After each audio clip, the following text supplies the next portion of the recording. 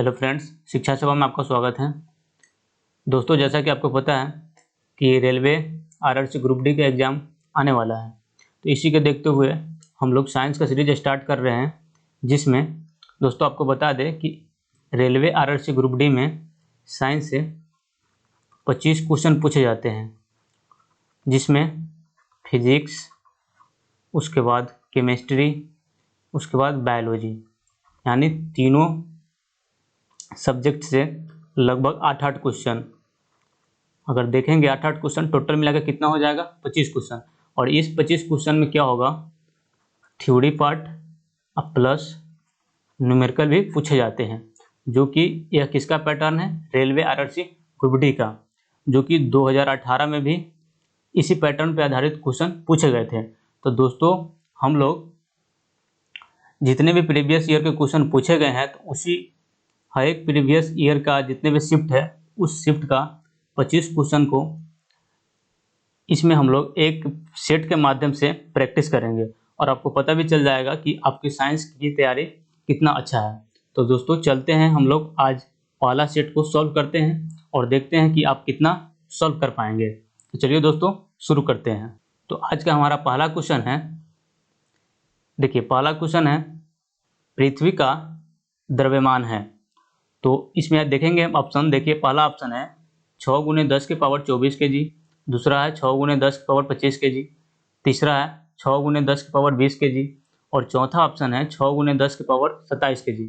तो दोस्तों, इसका सही आंसर होगा ऑप्शन नंबर ए। तो दोस्तों, इसका सही आंसर होगा ऑप्शन नंबर ए, 6 × 10 की पावर 24 kg, जो कि क्या होता है? पृथ्वी का द्रव्यमान होता है। यहाँ पे डाटा ही पूछ लिया गया है, तो आप 3-4 डाटा याद कर लीजिएगा। जैसे आपको बता दें, यहाँ पे द्रव्यमान दिया है। अगर आपसे क्वेश्चन आ जाए कि पृथ्वी की त्रिज्या बताइए कितना होता है, तो पृथ्वी का त्रिज्या होता है 6.4 × 10 के पावर 6 मीटर। उसके बाद और बता दें, अगर आपसे गुरुत्वीय त्वरण का मान पूछ ले, तो 9.8 मीटर प्रति सेकेंड स्क्वायर होता है। उसके बाद गुरुत्वाकर्षण नियतांक का अगर आपसे वैल्यू पूछा जाए, तो इसका होता है 6.67 × 10 के पावर -11 न्यूटन मीटर स्क्वायर प्रति केजी स्क्वायर। और यहाँ पे 3 डाटा है, और यहाँ पे एक पृथ्वी का द्रव्यमान, जो कि 4 डाटा हो गया, जिसको आप याद रखते हैं तो डायरेक्ट यहाँ से क्वेश्चन का आंसर दे सकते हैं। चलिए दोस्तों, अब हम लोग अगला क्वेश्चन देखते हैं। अगला क्वेश्चन पूछा गया था, आधुनिक आवर्त सारणी में कौन से समूह तत्वों में पूर्ण बाहरी आवरण होता है?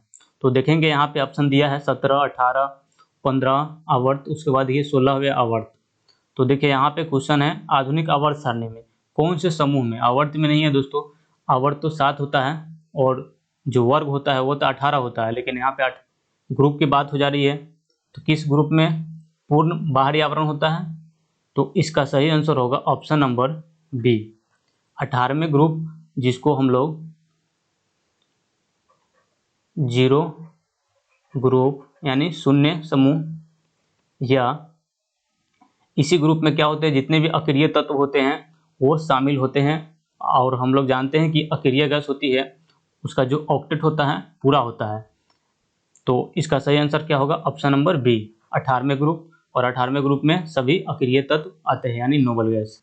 अगला क्वेश्चन है, हाइड्रोजन के द्रव्यमान और ऑक्सीजन के द्रव्यमान का अनुपात हमेशा डैश होता है। तो दोस्तों, हम लोग देख लेते हैं कि हाइड्रोजन के द्रव्यमान और ऑक्सीजन का द्रव्यमान कितना होता है। तो यहाँ पे देखिए, हम लोग जानते हैं कि जल का केमिकल फार्मूला क्या होता है? H2O। तो अब यहाँ पे देखेंगे हाइड्रोजन कितना है? 2 हाइड्रोजन है, और ऑक्सीजन कितना? 1 है। तो यहाँ पे देखिए, एक हाइड्रोजन का जो परमाणु द्रव्यमान होता है 1 होता है, तो 2 हाइड्रोजन है तो परमाणु द्रव्यमान कितना हो जाएगा? 2 हो जाएगा। अब बात कर लेते हैं, यहाँ पे 1 ऑक्सीजन है, तो 1 ऑक्सीजन का जो परमाणु द्रव्यमान होता है वो कितना होता है? इसका परमाणु संख्या 8 होता है, तो परमाणु द्रव्यमान कितना होता है? 16 होता है। तो यहाँ पे हो जाएगा 16। और हम लोग जानते हैं कि अनुपात का मतलब क्या होता है? छोटा होता है। तो इसको काटेंगे, कितना आएगा? 2 × 2 और 2 × 8 16, यानी कितना अनुपात आएगा आंसर? 1:8। तो इसका सही आंसर होगा ऑप्शन नंबर ए। इस प्रकार आप किसी भी कंपाउंड का परमाणु द्रव्यमान या परमाणु संख्या का अनुपात पूछे तो आप आसानी से निकाल सकते हैं। अगला क्वेश्चन है, किसी वस्तु पर कार्य करने वाले गुरुत्वाकर्षण के बल को डैश के रूप में भी जाना जाता है। तो देखिए यहाँ पे है क्वेश्चन, किसी वस्तु पर कार्य करने वाले गुरुत्वाकर्षण बल को क्या कहा जाता है? तो क्या कहा जाता है? भार कहा जाता है। यानी भार को हम लोग यहाँ पे ऑप्शन देखेंगे तो वजन दिया है, तो इसका आंसर हो जाएगा ऑप्शन नंबर सी, वजन। अब दोस्तों आपको बता दें, भार यानी वजन, जिसको हम लोग W से सूचित करते हैं। W बराबर क्या होता है? mg, यानी m का मतलब होता है द्रव्यमान और g का मतलब होता है गुरुत्वीय त्वरण। यह इसका फॉर्मूला होता है। इस पर भी आधारित कभी कभी क्वेश्चन पूछे जाते हैं, या ऐसे पूछा जा सकता है, द्रव्यमान और गुरुत्वीय त्वरण के गुणनफल को हम क्या कहते हैं? भार कहते हैं। भार क्या होता है? एक प्रकार का फोर्स होता है।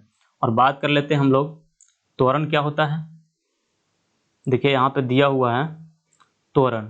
त्वरण होता है वेग में परिवर्तन के दर को हम लोग त्वरण कहते हैं।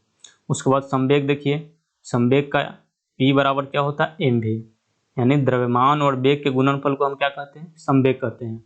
और आवेग यानी इसको इम्पल्स कहते हैं, यानी फोर्स गुने टाइम, यानी बल और समय के गुणनफल को हम लोग आवेग कहते हैं। तो इतना पॉइंट को आपको जानकारी मिली। अब हम लोग अगला क्वेश्चन देखते हैं। अगला क्वेश्चन है, धोवन सोडा के एक अणु में जल के कितने अणु मौजूद होते हैं?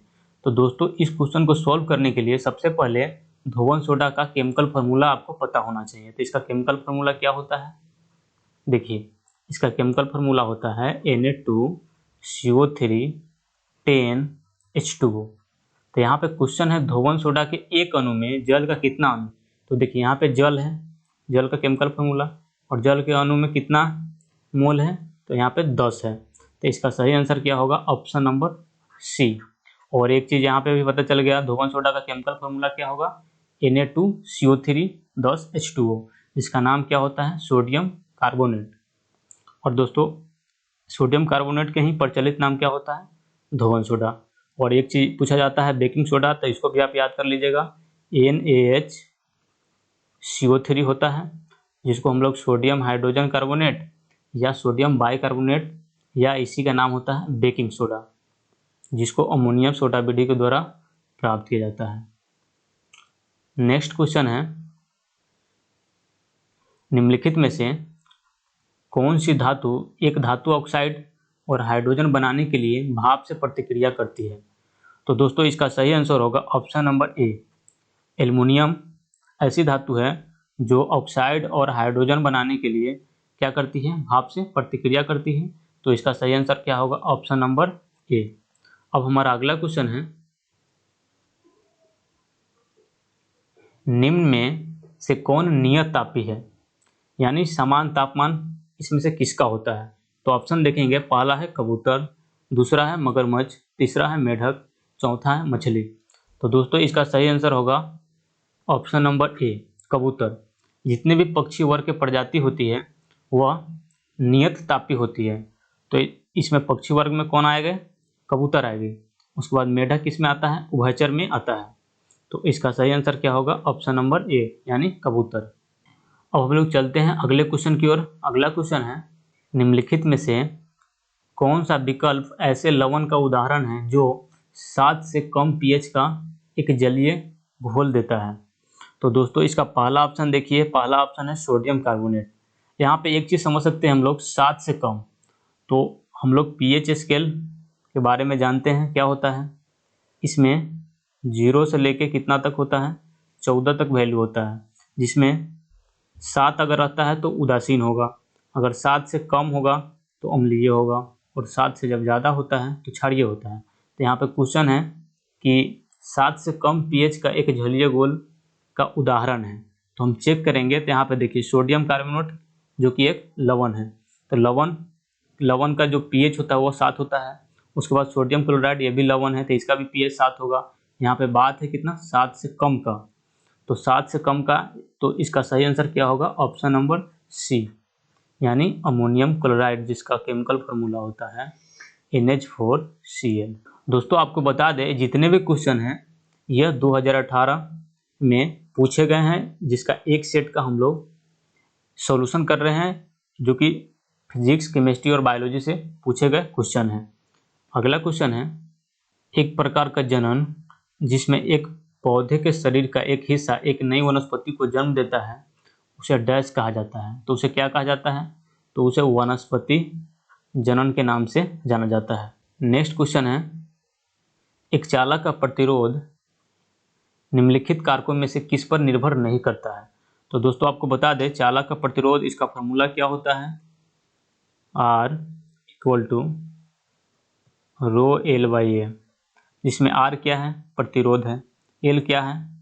लंबाई होता है जो चालक तार का, और यह क्या है? चालक तार का क्षेत्रफल होता है, और ये रो होता है प्रतिरोधकता। तो कह रहा है जो प्रतिरोध है किस पर निर्भर नहीं करता है। तो देखिए पहला ऑप्शन देखते हैं हम लोग। पहला ऑप्शन है अनुप्रस्थ काट का क्षेत्रफल। तो अनुप्रस्थ काट का क्षेत्रफल पर तो यहाँ पे निर्भर कर रहा है, तो ये तो सही है। दूसरा है लंबाई पे, तो यहाँ पे देखिए इसमें लंबाई भी आ रहा है, तो इसका मतलब है लंबाई पे भी निर्भर कर रहा है। तीसरा ऑप्शन है प्रतिरोधकता, यहाँ पे देखिए प्रतिरोधकता है तो इस पर भी निर्भर कर रहा है। चौथा है दाब पर, देखिए अगर हम इसमें देखेंगे तो कहीं भी दाब नहीं है, इसका मतलब है जो चालक तार का प्रतिरोध है वह दाब पर निर्भर नहीं करता है। तो इसका सही आंसर होगा option number D. Next question है, निम्नलिखित में से किस माध्यम में ध्वनि सबसे तेज यात्रा करती है? तो दोस्तों आपको बता दें कि जो ध्वनि की चाल होती है वह सबसे ज़्यादा ठोस में होती है, उसके बाद द्रव में होती है, उसके बाद गैस में होती है। यानी सबसे ज़्यादा किस में होगा? ठोस में, उससे कम किस में होगा? द्रव में, और उससे कम किस में होता है? गैस में। तो इसका सही आंसर क्या होगा? ऑप्शन नंबर ए, ठोस में सबसे अधिक होता है और यहाँ पे गैस में सबसे कम होता है। और एक चीज़ और पूछा जाता है, यहाँ पे वायु में ध्वनि की चाल पूछ ली जाती है, तो आपको याद रहना चाहिए 332 मीटर प्रति सेकंड होता है, कहीं कहीं 330 मीटर प्रति सेकंड भी दिया रहता है।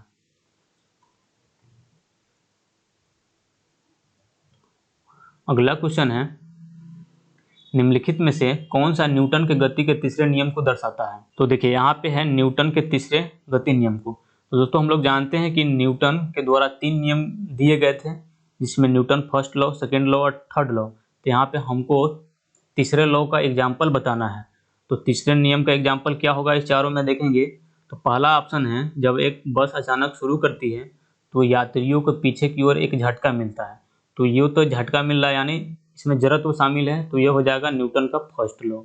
उसके बाद दूसरा देखिए ऑप्शन, दूसरा ऑप्शन है जब एक बस अचानक शुरू होती है तो यात्रियों के पीछे की ओर एक झटका मिलता है। दोस्तों ये दोनों ऑप्शन समान है, तो इस प्रकार इसका भी आंसर न्यूटन का फर्स्ट लॉ ही होगा। और तीसरा ऑप्शन है एक रॉकेट का प्रक्षेपण। तो दोस्तों आपको बता दें कि रॉकेट का प्रक्षेपण न्यूटन के तीसरे नियम का उदाहरण है, तो इसका सही आंसर क्या होगा? Option number C. तो इसमें यही पूछा जा रहा था। न्यूटन के तीसरे नियम को हम लोग एक्शन और रिएक्शन फोर्स के नाम से भी जानते हैं। अगला क्वेश्चन है, जब कोई पिंड एक वृत्ताकार पथ पर चलता है, अगला क्वेश्चन है, जब कोई पिंड एक वृत्ताकार पथ पर चलता है तो केंद्र की ओर परिक्रमा करने वाले पिंड पर जो बल लगता है उसे हम क्या कहते हैं? तो क्या कहते हैं? तो देखिए यहाँ पे दो है कि केंद्र की ओर लगने वाले बल। तो आपको बता दें दोस्तों, ये कोई वृत्ताकार पथ है, अगर वृत्ताकार पथ में अगर केंद्र की ओर फोर्स लगता है तो इसको हम लोग अभिकेंद्रीय बल के नाम से जानते हैं। तो इसका सही आंसर क्या होगा? Option number C.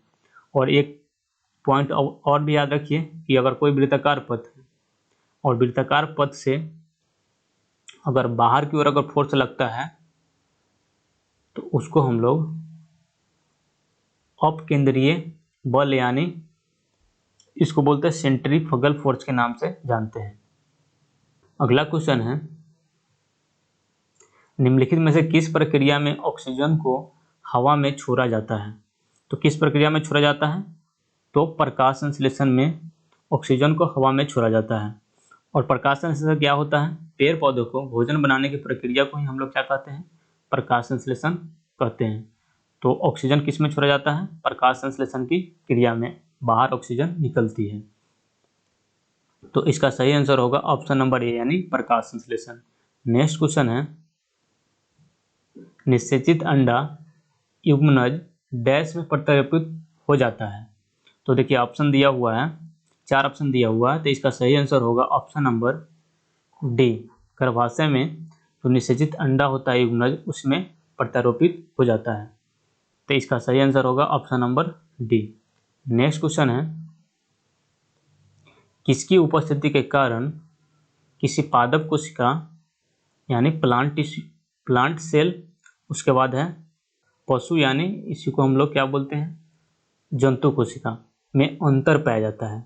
तो आपको बता दें पादप कोशिका और जंतु कोशिका में क्या क्या अंतर होता है। तो देखिए कोशिका भित्ति क्या होता है, पादप कोशिका में होता है लेकिन जंतु कोशिका में नहीं होता है। उसके बाद लवक भी कोशिका पादप कोशिका में होता है लेकिन जंतु कोशिका में नहीं होता है। ये 2 डिफरेंस होती है। तो यहाँ पे लवक तो नहीं दिया है, सिर्फ कोशिका भित्ति दिया हुआ है। तो इसका सही आंसर क्या होगा, ऑप्शन नंबर बी, कोशिका भित्ति, जो कि पादप कोशिका में होता है लेकिन जंतु कोशिका में नहीं होता है। नेक्स्ट क्वेश्चन है, देखिए अब यहाँ पे न्यूमेरिकल पूछा गया है। देखिए न्यूमेरिकल क्या है कि एक बल एक किग्रा वस्तु की गति को 4 मीटर प्रति सेकेंड से 8 मीटर प्रति सेकेंड तक बढ़ा देता है, तो बल द्वारा किया गया कार्य होगा।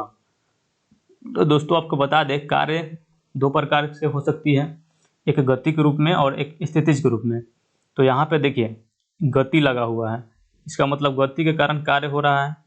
तो यहाँ पे हम कार्य का जो फॉर्मूला लगाएंगे क्या होगा, काइनेटिक एनर्जी का फॉर्मूला लगाएंगे। तो काइनेटिक एनर्जी का फॉर्मूला क्या होता है, 1/2 mv²। लेकिन यहाँ पे हम देखेंगे तो 2 वेग दिया हुआ है, एक यहाँ पे 4 मीटर प्रति सेकेंड और यहाँ पे देखिए एक दिया है 8 मीटर प्रति सेकेंड। तो देखिए यहाँ पे क्या हो जाएगा, अब W बराबर 1/2 m फाइनल वेलोसिटी का स्क्वायर माइनस इनिशियल वेलोसिटी का स्क्वायर। अब आपको कुछ नहीं करना है, यहाँ पे वैल्यू पुट करेंगे और इसका आंसर निकल जाएगा। देखिए 1/2 m का मान कितना है 1, उसके बाद देखिए v² भी कितना है 8, तो 8 का स्क्वायर कितना हो जाएगा 64 और 4 का स्क्वायर करेंगे तो कितना आएगा 16। अब इसको हम काट देंगे, 64 में से 16 घट जाएगा, कितना हो जाएगा, यहाँ पे 8 आ जाएगा, यहाँ पे 5 में से 1 घटेगा 4, 1/2 गुना कर दिए काट दिया, कितना आएगा 24, यानी 24 जूल आ गया। 24 जूल क्या है, कार्य है। तो यहाँ पे देखेंगे ऑप्शन, तो 24 जूल किस में है, ऑप्शन नंबर डी में है। तो इसका सही आंसर क्या होगा, ऑप्शन नंबर डी। दोस्तों आपको बता दें कि जितने भी रेलवे आरआरसी ग्रुप डी में न्यूमेरिकल पूछे गए हैं वो फार्मूला बेस ही पूछा गया है, कोई ज़्यादा भारी नहीं पूछा गया है। तो आप फार्मूला बेस पे अगर न्यूमेरिकल को तैयारी कर लेते हैं तो किसी भी न्यूमेरिकल को आसानी से सॉल्व कर पाएंगे। अब हमारा अगला क्वेश्चन है, निम्नलिखित में से कौन सा ठोस, तरल और गैसीय रूप में मौजूद हो सकता है। तो जब एक आपको चीज़ बताते हैं यहाँ पे, जब किसी भी क्वेश्चन में निम्नलिखित लगा हो तो उसका आंसर हम लोग ऑप्शन के द्वारा ही देते हैं। तो यहाँ पे देखिए निम्नलिखित लगा हुआ है, तो पहला देखिए ऑप्शन है धातु। तो धातु ठोस में तो होती है, तरल में भी होती है, लेकिन गैस के रूप में नहीं होती है, तो धातु तो नहीं होगा। उसके बाद देखिए अधातु, अधातु ठोस में भी होती है, द्रव में भी होती है और गैस में भी होती है। तो इसका सही आंसर क्या होगा, ऑप्शन नंबर बी, यानी अधातु। और 2 क्वेश्चन याद रख लीजिएगा, एक पारा यानी Hg, एक होता है ब्रोमीन, जो कि यह पारा क्या होता है, द्रव धातु होता है। उसके बाद ब्रोमीन क्या होता है, द्रव अधातु होता है। अब हमारा अगला क्वेश्चन है, जब तक एक पिंड पर एक असंतुलित बल लागू होता है तो इसके डैश में निरंतर परिवर्तन होता रहता है। तो देखिए अगर असंतुलित बल अगर कार्य कर रही है तो उसका गति हमेशा बदलते रहेगा। तो इसका सही आंसर क्या होगा, ऑप्शन नंबर बी, गति यानी मोशन हमेशा होते रहेगा। तो इस प्रकार इसका सही आंसर होगा ऑप्शन नंबर बी। अब हम लोग अगले क्वेश्चन यानी 20वां नंबर क्वेश्चन देखते हैं। अगला क्वेश्चन देखिए न्यूमेरिकल पूछा गया है और यह जो न्यूमेरिकल है किससे पूछा गया है, इलेक्ट्रिक करंट से। तो देखिए क्वेश्चन क्या है, क्वेश्चन है 18 वोल्ट विभवांतर वाले 2 बिंदुओं पर 4 कूलम के आवेश को ले जाने में किया गया कार्य डैश है। तो यहाँ पे कुछ नहीं करना है, यहाँ पे देखिए क्या दिया हुआ है, विभवांतर दिया हुआ है 18 वोल्ट। उसके बाद देखिए आवेश यानी चार्ज कितना दिया हुआ है, चार्ज दिया हुआ है 4 कूलम। हमको क्या ज्ञात करना है, कार्य ज्ञात करना है यानी वर्क W। तो अब आपको कुछ नहीं करना है, यहाँ पे देखना होगा कि कार्य का इसका फॉर्मूला क्या होगा। तो हम लोग जानते हैं W बराबर क्या होता है, W equal to V Q. अब देखिए V का कितना है 18, Q कितना दिया हुआ है 4, देखिए 18 चौका कितना हो जाएगा 72, और W है, W कार्य है, तो कार्य का यूनिट क्या होता है, जूल होता है। तो इस प्रकार इसका सही आंसर क्या होगा 72 जूल। हम आपको पिछले अभी बताए हैं कि जितने भी न्यूमेरिकल है वो फार्मूला बेस ही आएगा, तो यहाँ पे भी देखिए फार्मूला बेस ही दिया हुआ है, जिसको आप सेकंडों में सॉल्व कर सकते हैं। तो इस प्रकार इसका सही आंसर होगा option number C 72 joule. Next question है, निम्नलिखित में से किस तत्व का रासायनिक चिन्ह लैटिन से लिया गया है। दोस्तों यहाँ पे फिर एक देखिए, एक शब्द दिया हुआ है निम्नलिखित, जो कि हम लोग अभी जाने हैं कि अगर किसी भी क्वेश्चन में निम्नलिखित लगा हो तो उसको हम लोग ऑप्शन के द्वारा ही सॉल्व करेंगे। तो पहला ऑप्शन देखते हैं, पहला ऑप्शन है क्लोरीन। देखिए क्लोरीन का लैटिन नाम नहीं होता है, इसका जो संकेत होता है यानी सिंबल Cl होता है।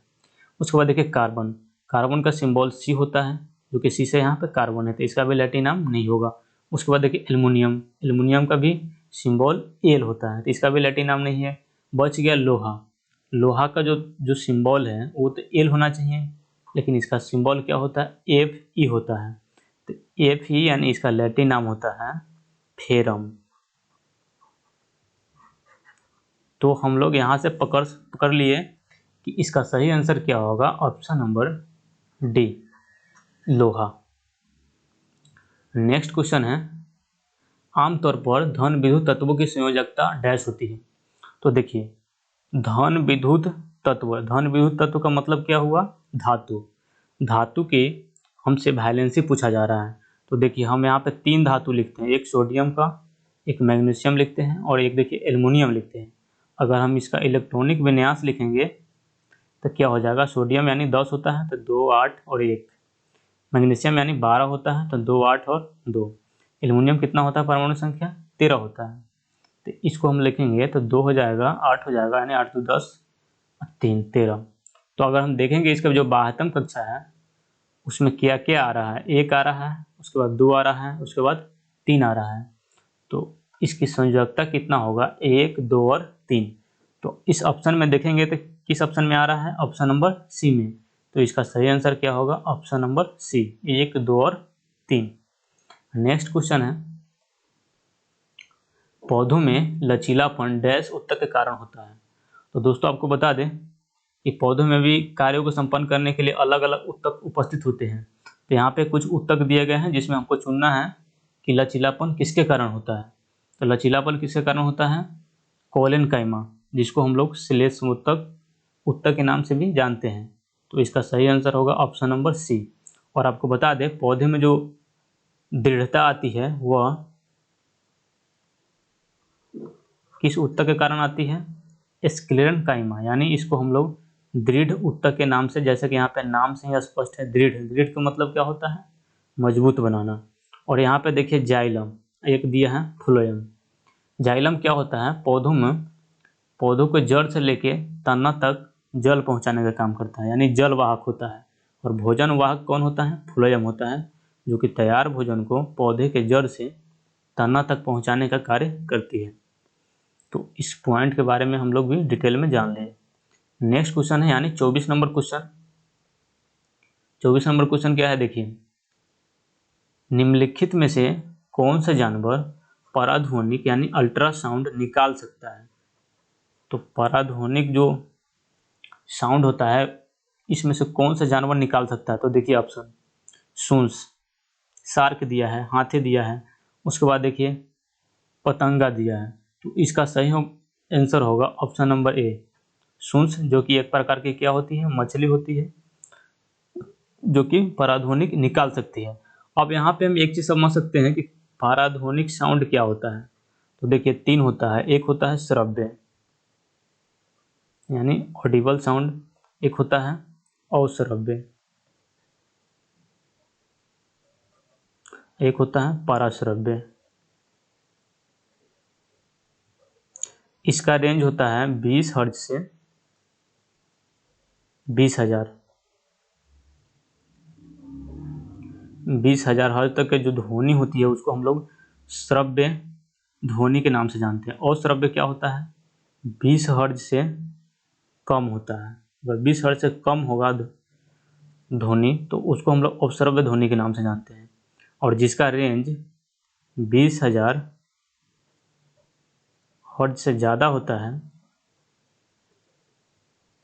तो उसको हम लोग पराश्रव्य ध्वनि के नाम से जानते हैं। तो यहाँ पे था पराश्रव्य ध्वनि कौन सुन सकता है, तो सुन सकता है। उसके बाद आपको बता दें कि चूहा भी सुन सकता है। उसके बाद चमगादड़, ये सभी क्या होती हैं? पराध्वनिक साउंड को सुन सकता है। तो इन तीनों एग्जाम्पल को भी आप याद रखिएगा। नेक्स्ट क्वेश्चन है, यानी अंतिम क्वेश्चन हम लोग देखते हैं सूत्रकनिकाएं, जिसको हम लोग माइटोकॉन्ड्रिया या पावर हाउस ऑफ सेल के नाम से जानते हैं। तो यहाँ पे है निम्नलिखित में से किसका केंद्र होती है? माइटोकॉन्ड्रिया किसका केंद्र होती है? तो यहाँ पे देखिए ऑप्शन है प्रोटीन संश्लेषण, दूसरा है वसा संश्लेषण, तीसरा है प्रकाश संश्लेषण और चौथा है कोशिकीय शोषण। तो दोस्तों इसका सही आंसर होगा ऑप्शन नंबर डी, कोशिकीय शोषण। यानी कोशिका के शोषण का केंद्र कौन होता है? माइटोकॉन्ड्रिया। और इसी में क्या होती है? ऊर्जा का निर्माण होता है। तो इसीलिए माइटोकॉन्ड्रिया को पावर हाउस ऑफ सेल के नाम से भी जानते हैं। और प्रोटीन संश्लेषण का काम कौन करता है? आरएनए करता है। तो आपको याद रहना चाहिए। और प्रकाश संश्लेषण का काम कौन करता है? यह काम करता है हरित लवक। तो यहाँ पे 3 पॉइंट हम जान लिए। प्रोटीन संश्लेषण आपसे पूछा जाए तो आरएनए, प्रकाश संश्लेषण पूछा जाए तो हरित लवक, उसके बाद कोशिकीय शोषण पूछा जाए तो माइटोकॉन्ड्रिया, और पावर हाउस ऑफ सेल के नाम से किसे जाना जाता है? तो माइटोकॉन्ड्रिया को हम लोग पावर हाउस ऑफ सेल के नाम से जानते हैं। तो दोस्तों यह था पूछे गए 25 क्वेश्चन, जिसको हम लोग एक सेट के माध्यम से यहाँ पे सॉल्व कर लिए। दोस्तों आप इस क्वेश्चन को सॉल्व करके ज़रूर बताएं कि आप इसमें से कितना क्वेश्चन को सॉल्व कर पाए, और कमेंट करके ज़रूर बताएं कि आपको यह वीडियो कैसा लगा। और अभी तक शिक्षा सेवा चैनल को सब्सक्राइब नहीं किया है तो चैनल को सब्सक्राइब करें, ताकि आप इस तरह के और नए नए वीडियो को देख सकते हैं और अपने तैयारी को मजबूत कर सकते हैं। फिर मिलते हैं हम लोग अगले सेट के साथ। इस वीडियो को देखने के लिए आपका बहुत बहुत धन्यवाद।